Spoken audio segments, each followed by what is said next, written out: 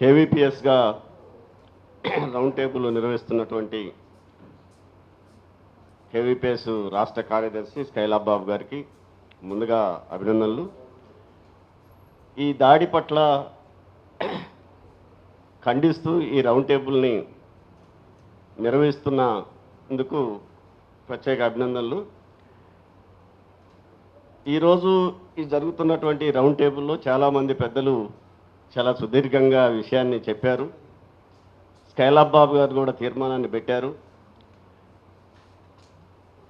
ఈ తీర్మానాన్ని సంపూర్ణంగా బలపరుస్తున్నాం. అట్లాగే స్కైలాబ్ బాబు గారు తీర్మానంతో పాటు కొన్ని కిందిదాకా జనాన్ని ఈ ఈ అంశం మీద చైతన్యం చేయటం కోసం ఇంకా అనేక రూపాల్లో సభలు, సమావేశాలు, రౌండ్ టేబుల్ అనేకం జరగాల్సినటువంటి అవసరం ఉంది. తెలంగాణలో ఈ కాలంలో చూస్తే అనేక ఘటనలు తీర్మానాల్లో వచ్చినాయి. కుల దురహంకార హత్యలు కానీ, టీచర్ల మీద దాడులు కానీ, వివిధ బుక్ స్టాళ్ళ మీద దాడులు కానీ, మేధావుల మీద దాడులు కానీ అనేకం ఈ కాలంలో జరుగుతున్నటువంటి పరిస్థితి ఉంది. దీన్ని ఇప్పటివరకు కొద్దిగా కొన్ని సంఘాలుగా అక్కడక్కడ కొన్ని చైతన్యం ఉన్నటువంటి సంఘాలు మాత్రమే ఖండిస్తూ వస్తున్నాయి.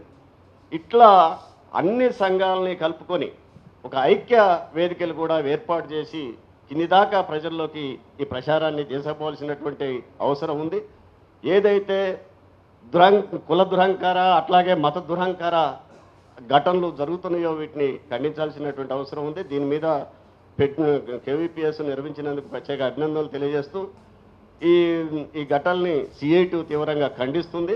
భవిష్యత్తులో కేవీపీఎస్ ఇతర సంఘాలు తీసుకున్నటువంటి కార్యాచరణలో సిఐటి కూడా భాగస్వామ్యం అవుద్దని చెప్పేసి తెలియజేస్తూ సెలవు.